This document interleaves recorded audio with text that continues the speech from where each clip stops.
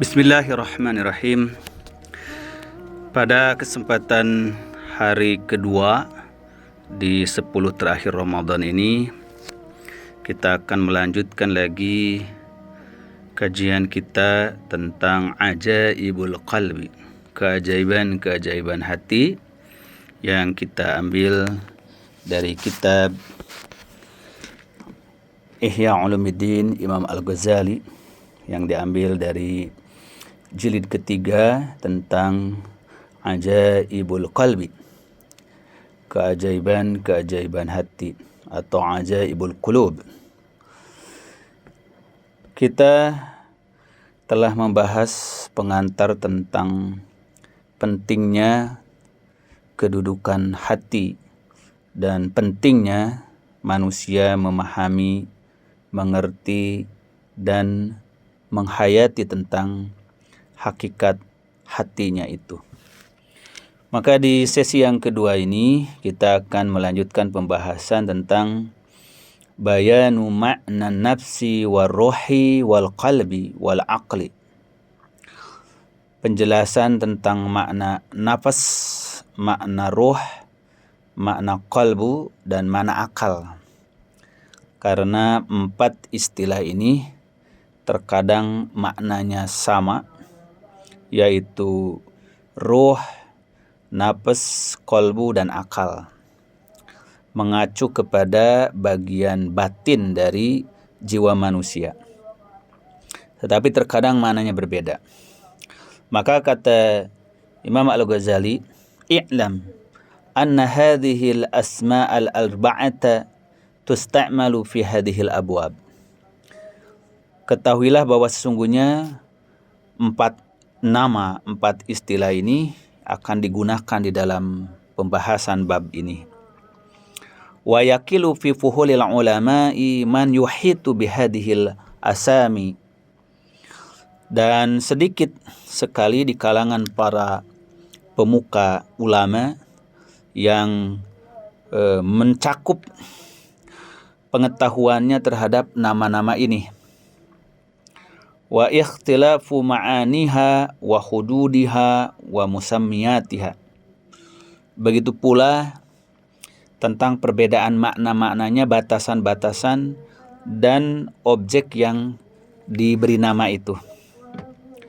Wa aksarul aghalid mansya'uha al-jahlu bimana hadhil asami. Dan sebahagian besar daripada kekeliruan itu muncul karena ketidakmengertian tentang nama-nama ini, makna dari nama-nama yang 4 tadi. Wa bi istirakiha bayna musammiyat mukhtalifah. Dan disebabkan memang mustarokah.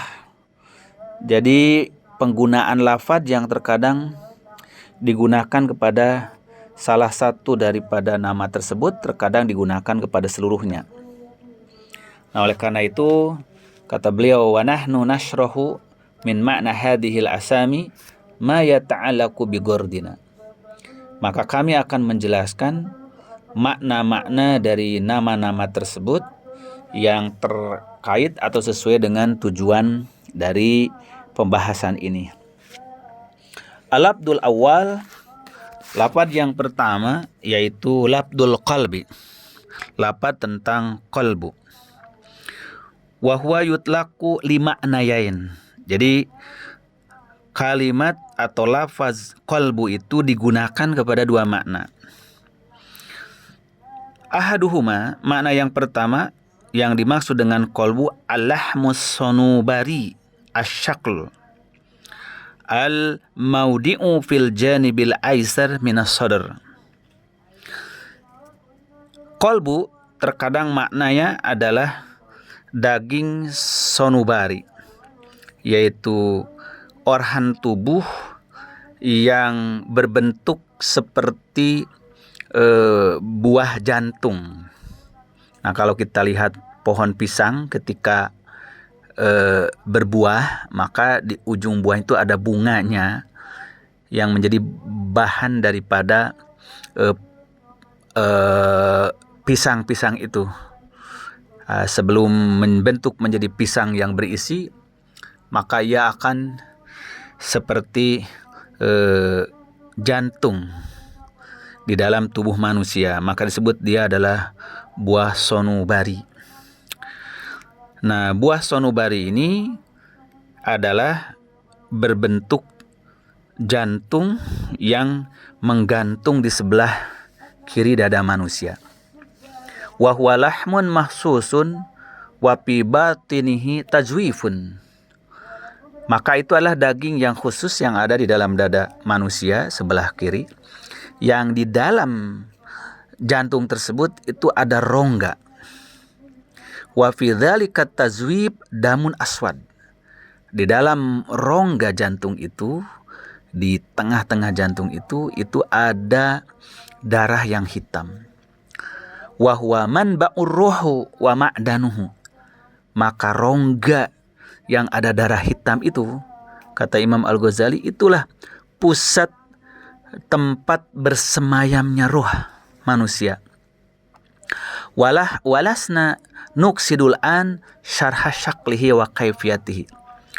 Maka tujuan kita bukan untuk menjelaskan bentuk susunan anggota tubuh yang namanya jantung itu, dan bagaimana komposisinya, unsur-unsurnya. Karena hal itu idla tata'allaqu bihil agradud diniyah. Karena itu bukan menjadi tujuan daripada agama. Jadi agama, syariat tidak berbicara tentang anatomi jantung itu, susunan jantung tersebut secara makna biologis, makna jasadiah. Kenapa? Wa innama yata'allaqu bidzalika gordul attiba. Karena yang berkepentingan menyelidiki hati atau jantung dalam makna fisik, biologis, itu adalah para dokter. Wa hadzal qalbu mawjudun lil bahaim bal huwa mawjudun lil mayyit. Sebab kolbu yang berupa anggota tubuh yang menggantung di dada sebelah kiri ini itu ada dan dimiliki oleh semua hewan. Bahkan hati dalam mana jantung, kolbu dalam mana jantung itu tetap ada di orang yang mati. Padahal kita tahu orang yang meninggal sudah tidak memiliki hati dalam pengertian fungsinya, dalam pengertian daya kekuatannya, tetapi hanya ada fisik biologisnya. Wa nahnu idza atlaqna labdul qalbi fi hadzal kitab lam na'ni bihi dzalik. Oleh sebab itu kata Imam Al-Ghazali, apabila di dalam kitab pembahasan ini menyebut kalimat qalbu, maka sama sekali tidak dimaksudkan qalbu dalam arti jantung yang menggantung di dalam dada manusia. Fa innahu qit'atul lahmin la qadra lahu. Sebab itu hanyalah sepotong atau segumpal daging yang tidak memiliki nilai ketika tidak memiliki fungsinya. Wa huwa min alamil malaki wasyahadah. Karena itu termasuk dari alam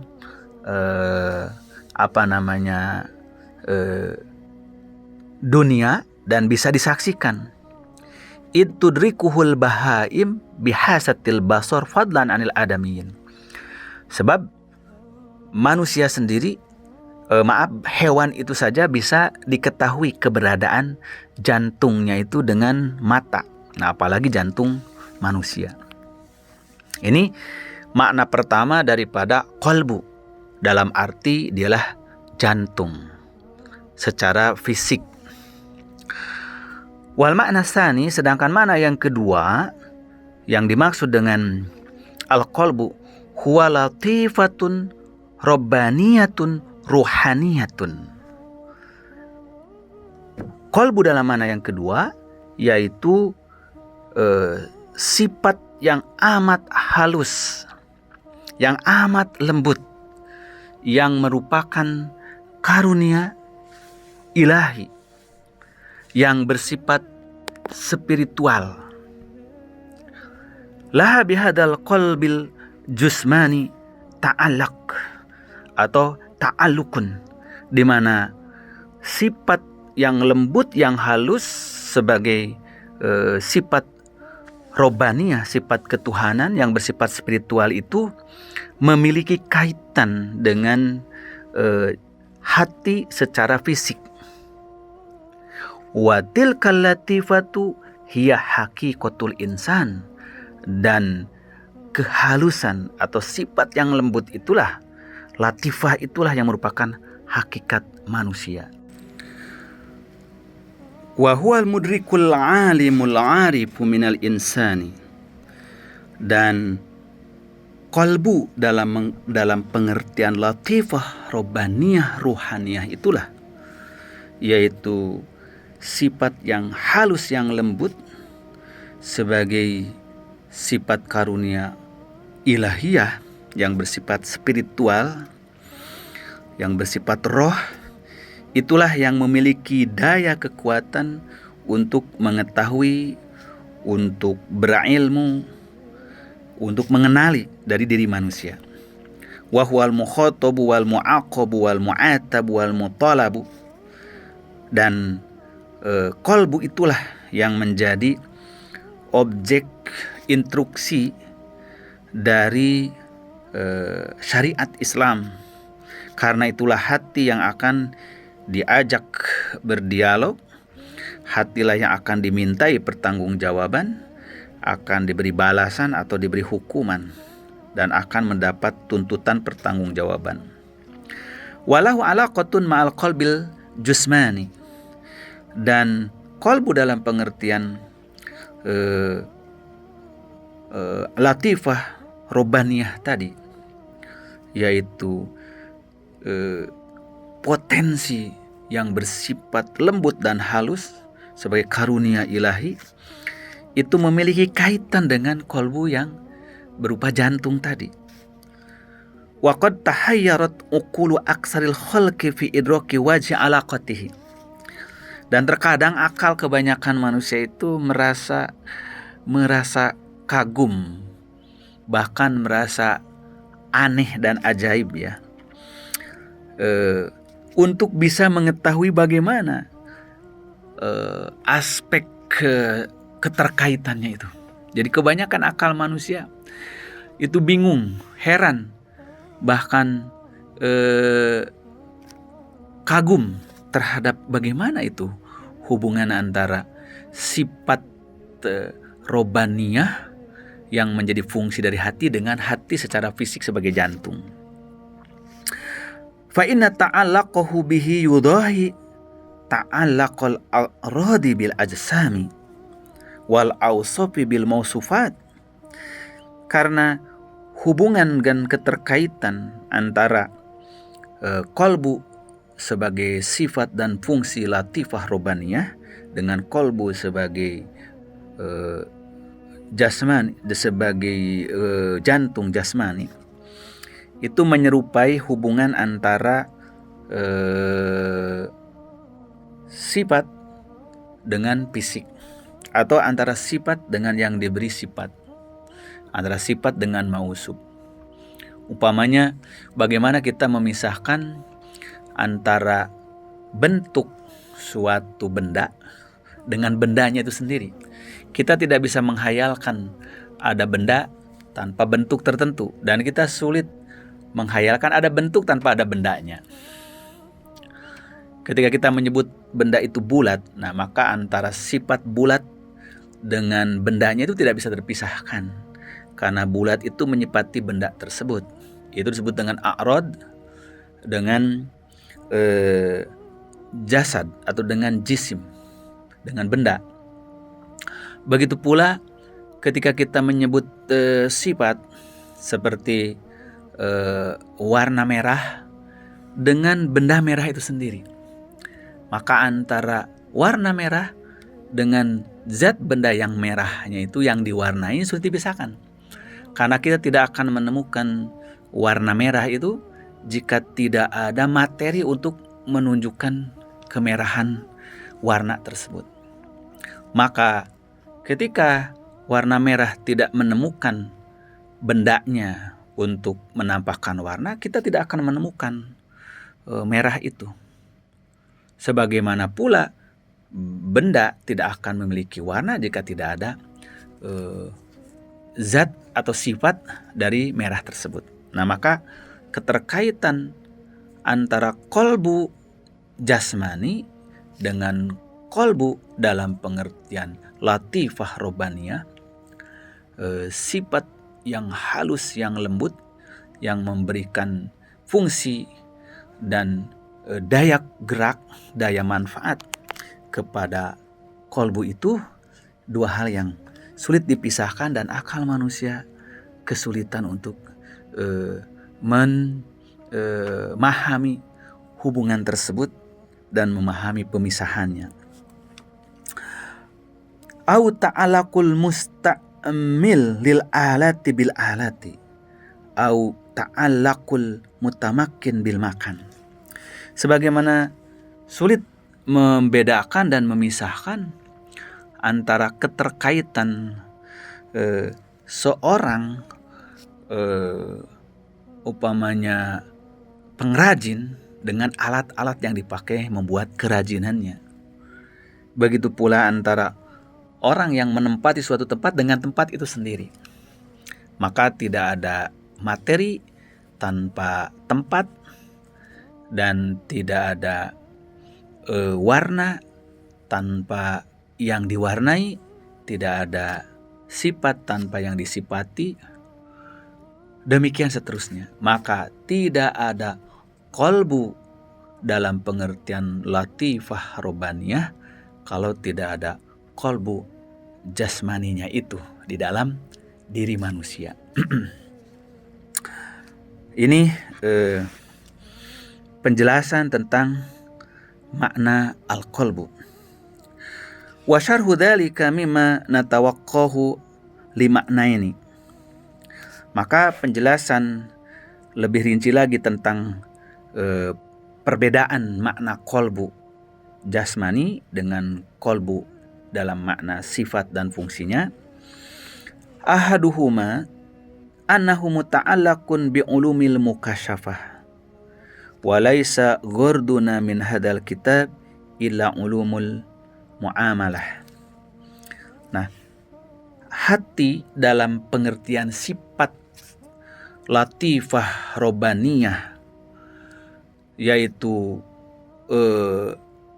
unsur yang sangat halus, yang sangat lembut dari karunia Allah Subhanahu wa taala yang bersifat spiritual, itu pun memiliki dua keterkaitan, memiliki dua hubungan. Hubungan pertama adalah dengan ilmu mukasyafah, yaitu ilmu yang bisa menyingkapkan berbagai tabir-tabir penghalang antara alam kolbu manusia dengan alam ilahi, alam gaib.